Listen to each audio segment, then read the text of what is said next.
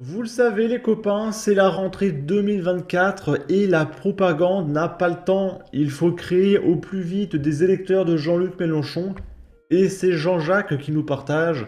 Je suppose que ça part d'une bonne intention, mais voici le mot que nous avons trouvé dans le carnet de notre gamin de 8 ans après sa rentrée.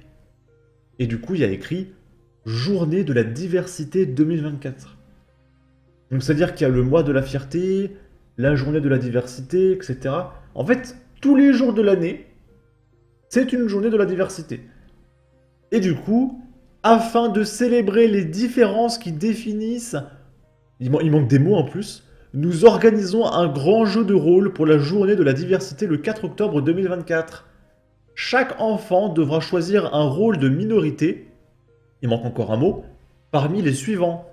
Personne transgenre, personne racisée, personne en situation de handicap, bénéficiaire du RSA.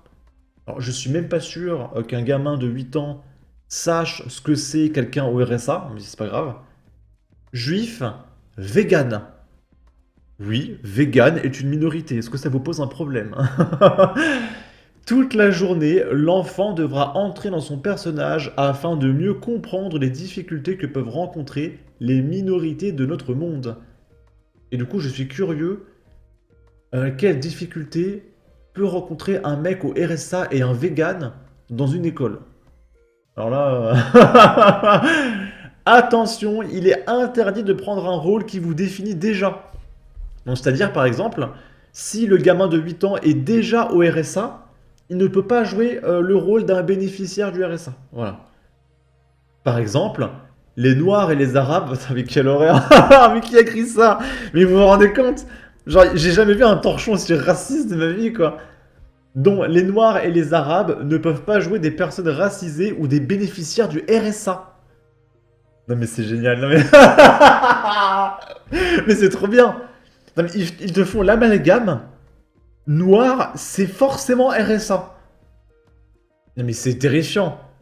Même un député de la France insoumise, je ne suis pas sûr qu'ils aient déjà osé faire ça, hein.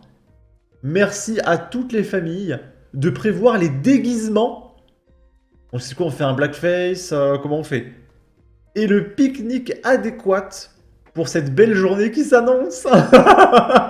La directrice Gisèle. Voilà, donc on peut remercier Gisèle, hein, les copains. Gisèle, cette merveilleuse directrice. On va regarder les réactions. C'est un fake, c'est pas possible.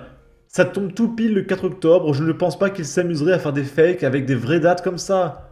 Les pauvres qui vont devoir être véganes. Il y en a plein qui disent que c'est probablement fake. Enfin, je sais pas. Je sais pas. La frontière entre le gauchisme et la fake news est tellement proche, tellement que c'est débile. On ne sait plus. Voilà, on ne sait plus. D'un côté, ça me surprendrait pas tant que ça que ce soit vrai, hein, sans déconner. Bon. Là, c'est Raphaël Arnaud qui écrit le séparatisme, l'obscurantisme, la haine. Et il cite un mec qui dit aujourd'hui, j'ai accompagné mon fils pour la rentrée en 5e dans un établissement privé catholique. Mais quelle horreur! L'ignominie absolue. Il y a encore des catholiques en France en 2024. Qui n'est pas encore dans une école musulmane? Je peux vous dire que si le mec là, il avait écrit que son gamin, il allait dans un établissement privé musulman, Raphaël Arnaud n'aurait jamais ouvert sa tronche, hein, qu'on se mette d'accord. J'ai été conquis par le discours du directeur qui a parlé de mérite, d'exigence, de travail, de discipline et de sanctions. Le contraire de la société de merde que m'imposent les gauchistes. Et Raphaël Arnaud il est choqué par ça. Non mais sans déconner. J'ai envie de vous dire, nous sommes avant tout un peuple européen de race blanche, de culture grecque et latine, et de religion chrétienne. Où est donc le séparatisme? C'est sûr que la discipline, le travail et l'exigence, pour toi, c'est limite des valeurs dignes d'une secte. Est-ce être séparatiste que d'inscrire ses gosses dans un collège exigeant sur le plan académique? Le séparatisme des gens qui veulent enseigner le mérite, le travail et la discipline à leurs gosses, lol. On interdit aussi les écoles musulmanes et les écoles hébraïques. Là, c'est le Patriote 13 qui nous partage des tweets de certains individus d'une certaine communauté pour la rentrée des classes. Et il y a un mec qui écrit « Classe de Guerre, l'année va être bien chiante. Salle 1-1, les Français de mon lycée, ce sont des grosses merdes et encore heureux, j'ai le droit de dire ce que je veux. » Alors, il peut dire ce qu'il veut, par contre, je peux vous dire que s'il avait dit « Ouais, ceux qui ont une certaine couleur, non, non, non. » Je peux vous dire que la police aurait débarqué immédiatement. Hein, d'accord. Bon. Là, c'est un mec qui partage « Un jour, il faudra parler de cette vague de miniatures immondes. » Et le mec écrit « Hugo Posé qui met que des sales blancs en titre et met le seul noir au fond. » Et en gros, le problème, c'est que... Bah, y a un mec noir, mais c'est quand même pas assez. S'il est pas au premier plan, c'est quand même du racisme. Voilà.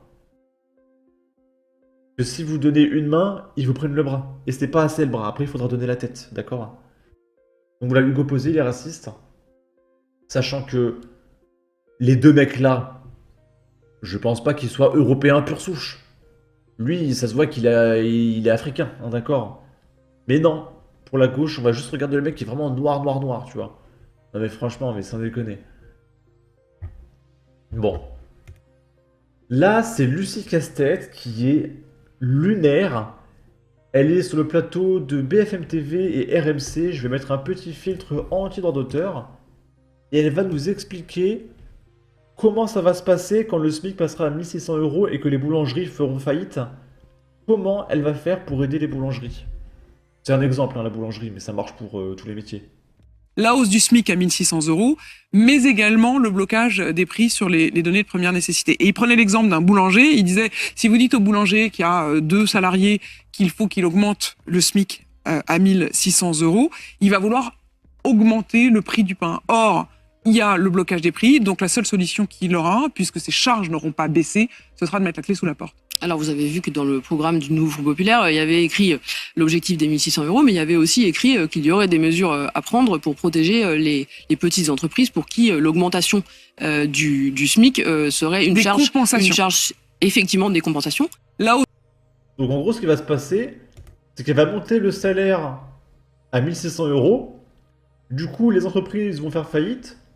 Et du coup, les Français vont payer plus d'impôts pour compenser la faillite des boulangeries, d'accord? Donc en fait, les Français auront plus d'argent, mais ils vont payer plus pour compenser le fait que tout fasse faillite. Donc en fait, ça revient au même. Voilà, c'est... Bravo. Bravo. Qu'on donne un bout d'Ukraine à cette femme, bravo, bravo. Félicitations. Tu as parfaitement ta place parmi les gauchistes. C'est magistral. Ok. Ça, c'est le genre de politique qui termine en tournant de la rigueur en 2 mois au lieu de 2 ans. Tous les clignotants sont au vert, disait Mauroy avant la dévaluation. Le logiciel idéologique de ces gens est catastrophique. Toujours plus d'étatisme pour compenser les effets pervers de l'étatisme. On crève les pneus de ta voiture, mais on t'offre un vélo en compensation avec ton argent. MDR, c'est pas cher, c'est l'État qui paye. Ces gens n'ont pas changé ni évolué depuis les âneries de Hollande. Bref. En tout cas, n'hésitez pas à donner votre avis, votre opinion, à partager, liker, commenter. Ça aidera au référencement de la vidéo sur YouTube. Abonnez-vous, suivez-moi sur Twitter. Prenez soin de vous. Salut!